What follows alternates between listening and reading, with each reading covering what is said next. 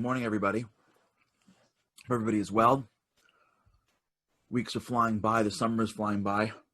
L'chaim, for those that are still enjoying the coffee. This is round 2 for me. We've been talking a lot about this idea of self-talk. L'chaim, Andy. For those that are joining us for the first time, welcome. And for those that are coming back, really, really appreciate seeing you again.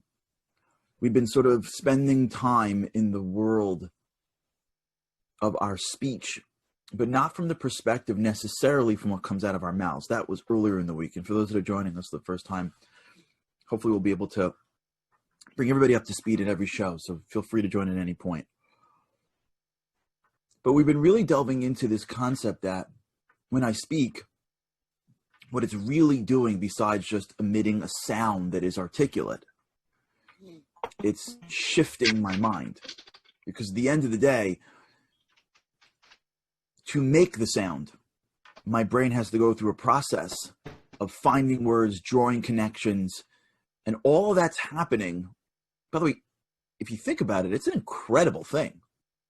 All of that brain activity is happening in a nanosecond. What an incredible gift we have. How fortunate are we that we were given such an amazing opportunity to be alive. We should take nothing for granted. But just the ability to speak requires a whole bunch of complex things to happen instantly. But that requires my brain to work in a certain way. Now, if you remember, we spoke about this idea of visualization. And visualization basically says, I don't have to experience something for my brain to experience. Hi. I don't have to experience something for my brain to experience it. Let me just make sure everybody's muted. Andy, just do me a favor. Good, how are you? Andy, just mute I everybody. have mute all turned on. I'm going to remove that person. That was the voice of Andy Boltex, by the way, the great Andy Boltex, who has been my wingman in this from the beginning.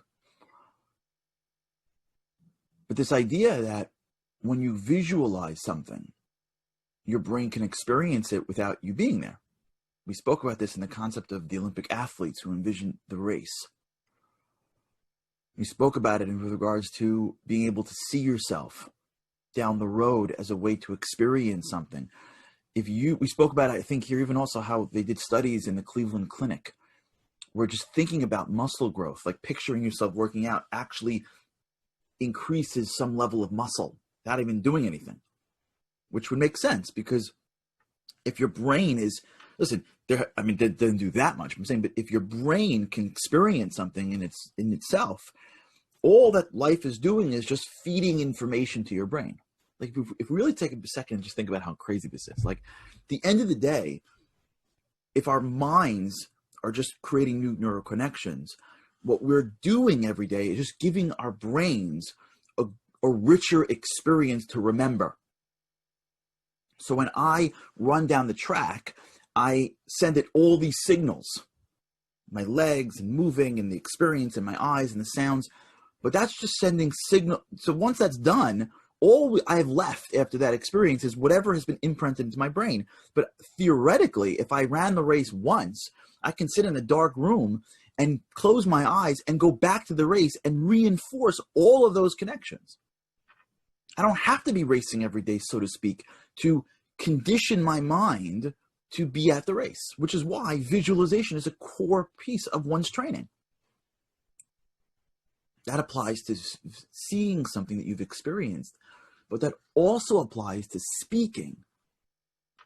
So if I was in conflict with somebody and maybe I didn't tell that person off, maybe I didn't say something that would have hurt them in public, though I wanted to. Maybe I didn't remember the line to say that I wanted to say when I was in the moment. Maybe 5 years later, I'm sitting around thinking about it.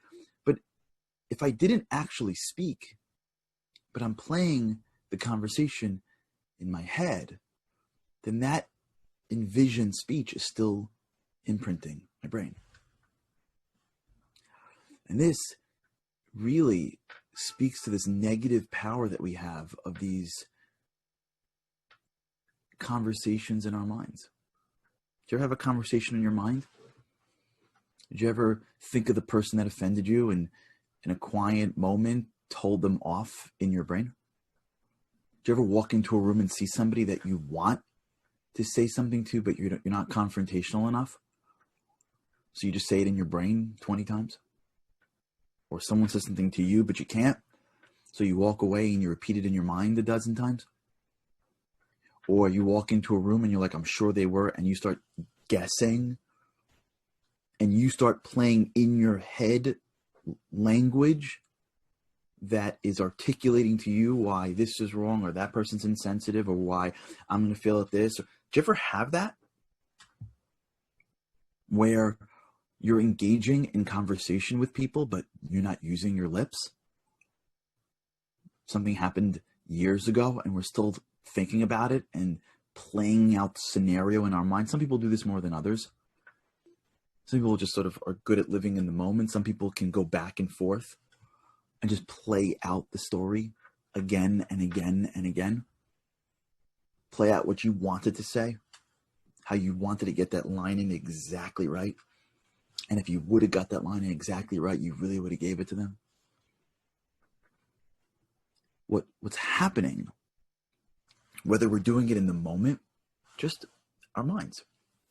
We're just allowing that negative energy to fester in our minds. We don't say it because maybe we get fired, or maybe we're going to cause a problem, or we just tell ourselves, of course she doesn't do this because of this, this, and this. Of course she forgot this. Of course he did this. We talk out scenarios in the safety of our minds. And because there's nobody around, we can be perfect. We can nail the line at the right time. We could come in at the right moment. We're all superstars in our minds.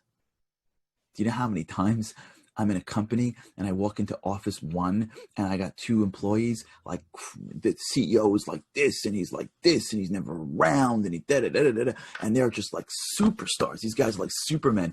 And then I see them like an hour and a half later and they're in a conference room about the exact issue that they were just fetching about in their office, and they were so strong. And then the CEO's in the room and they're like, no, sure, yeah, sure, absolutely, Lau. No, of course, no. Yeah, I'm here to help you. I'm looking like, what? 5 minutes ago, you were out there screaming that this guy's ruining the company. 5 minutes later, you're out there basically just sitting around like a little puppy dog. Step up. There's like a lack of integrity. Here's a safe environment. Him and a colleague close the door, and they get to pretend like these guys are the strongest guys in the universe, but they're not. They're non-confrontational. Okay, they'll lose their job, blah, blah, blah, whatever. The point is that we talk in the comforts of safe environments in ways that are so negative sometimes. And we think it's not hurting anybody. We're not confronting the person. And it's not hurting them. You know what's hurting?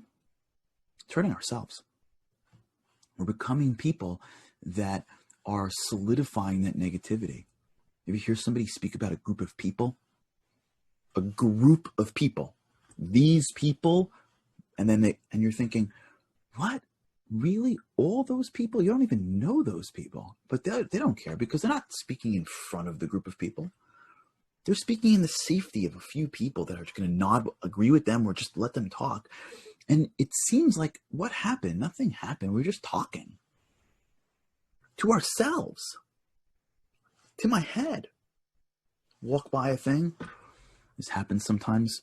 You can almost feel it if you identify with a specific group, and let's say you cut someone off, and then you can almost see that, like, you people. You ever had that, like, you people? And you can see the brain of the other person, like, just going through this. Oh, you people are. We do it ourselves. You read something in the news and go, they're all crazy. It seems like it's not a big deal. It's just Envision Speech. But it's a big deal. Because what Envision Speech does is it solidifies the speech in our brains. It makes us quicker. It builds the neural connections of negativity. It makes us quicker to judge that person. So if you're sitting around and you're judging someone in your mind, well, when you actually create a relationship with them, it makes it a lot quicker to judge them again. You're like primed to see the negativity in them. You're like primed to see the problem in them.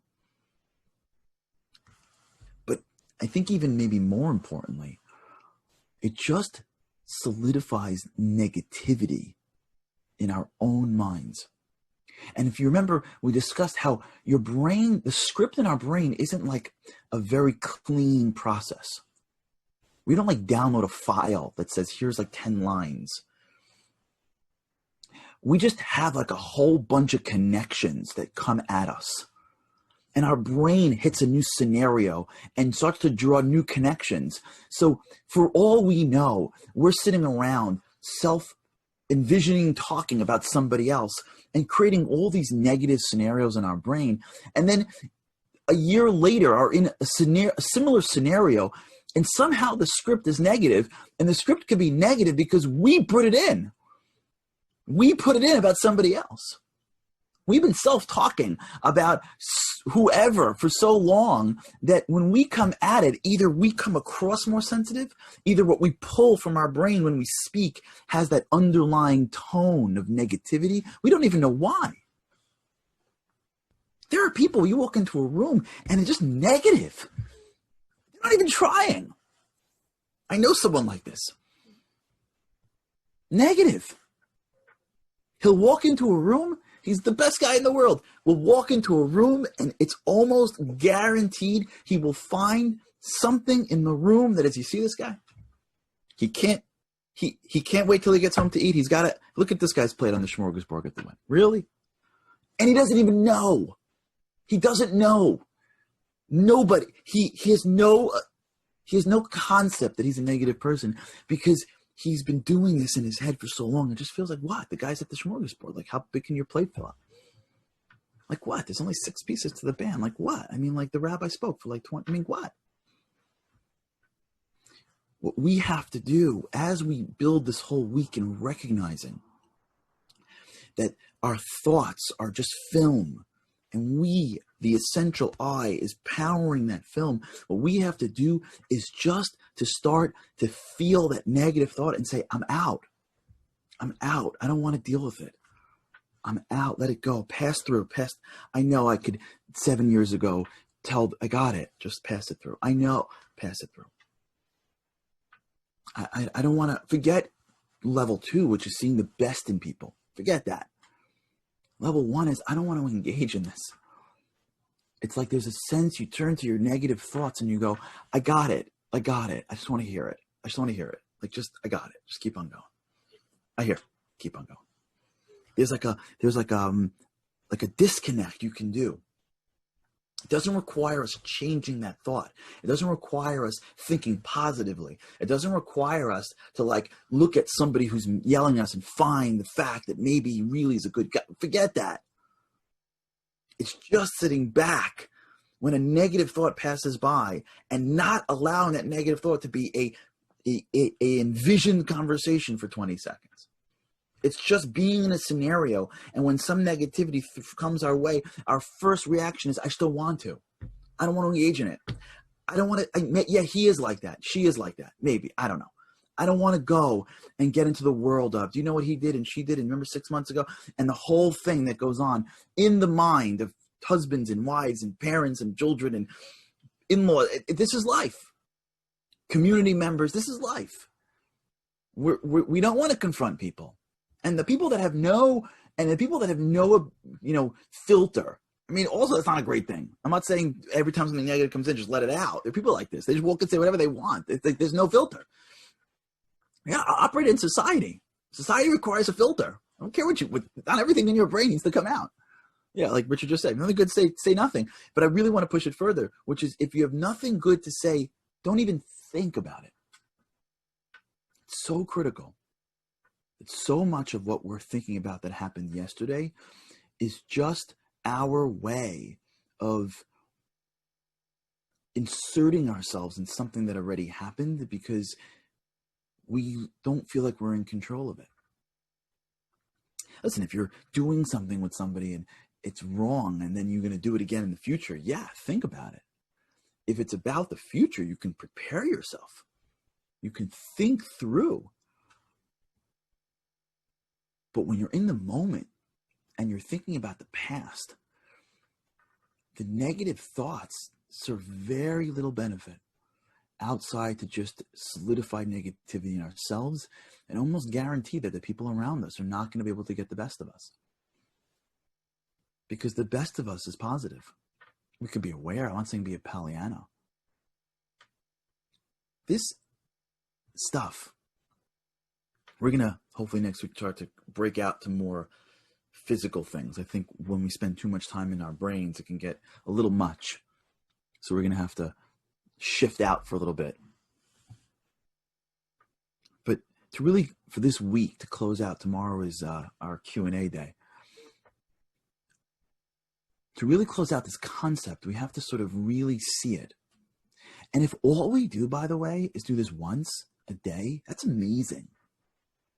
Like, if all we do is one time, yeah, Ariella is a great one. Accepting and releasing versus fighting and resisting. That's exactly what I'm getting at. I'm not saying you're resisting the negative thought. Exactly. The word, Ariella, thank you. The word is releasing the negative thought. If all we do once a day is as opposed to engaging, shining any light in that negative thought that comes in, if all we do once a day, try to do it for the first negative thought that hits you during the day. Add that to our list of rituals that we're building together. Add the list to the list of rituals once a day, one time a day, when I feel that negative conversation about to take place and I'm ready to go fight in my brain because I want to feel right and I want to feel strong. And the reason why I didn't say something in public was either because it was going to hurt them or I'm too scared or I don't want to be confrontational or whatever it is. But now that I'm in my brain, I got to tell that person off once a day. Once, if we just look back and go, I'm not even engaging in it. Yeah, maybe I'm right. Maybe I'm totally right. Maybe that person is totally wrong. And maybe I really could have, should have, or would have said. Maybe I really should say, I'm out. Once. Just I can almost picture that thought. And I'm looking at it, but now I'm looking at it like a film by a projector. Just let it pass. Let it pass. Let it pass. Let it pass. Let it, the ticker. Let it pass. I got to divert my attention to something else. One time. Every day. Can you imagine what we're going to look like in a month? One time. It's going to take us under 30 seconds a day. It's going to be hard, though. It's going to draw from the well of willpower. But it'll be well worth it. You know why? Because we're going to start the process of cleaning out the negative garbage. Sometimes it feels good when you've got, like, you know, on your computer, when like your trash can and the computer's got like 4 million articles. You ever get that feeling? And like you look at it and you like click, you know, empty trash and it's like the ding and you're like, whoa. And you almost can see the computer like, whew, thank God. You ever had that? Today's computers don't have this issue. So for those of you who remember, I want to end with this. Does anyone remember what it means to defragment? Or I think it's called defragment. Andy will know this. You remember like the old days we had computers? In the old days, I mean like defrag. Yeah. Do you remember like we had computers? I don't know, like I'm talking to people that remember computers like 15 years ago, maybe. You know what I'm talking about? Where like your computer didn't work because it was too slow and you have to like go into the settings and defrag it and you have to watch all the things like work out. Anyone have that once where like, and then you watch the computer like fix itself and it's like, Charlie, can you not touch me for like 2 hours? Right. And then like somehow like all the broken files were like, okay, you still do it, Richard? That's what we should do for our brains sometimes. Just defrag it. Just stop asserting it. Stop asserting ourselves. Yeah, let's restart. Just sit back 30-second a day and go, I got it. It's negative. I should win. I should be right. She's wrong. Yada, yada. I got it. The first one, the first negative thought gets a get out of jail free card. I don't want to fight it. I don't want to resist it. I don't want to ask myself why I'm not more. I'm not better. I'm just moving on. at peace. By the way, that's like the essence of what Shabbat is, which is a whole other conversation. Letting it go. All right. It's been an honor to be with you today. Thank you so much for tuning into the Daily Boost. And with God's help, I cannot wait to see you again tomorrow for some more Daily Boost with God's help.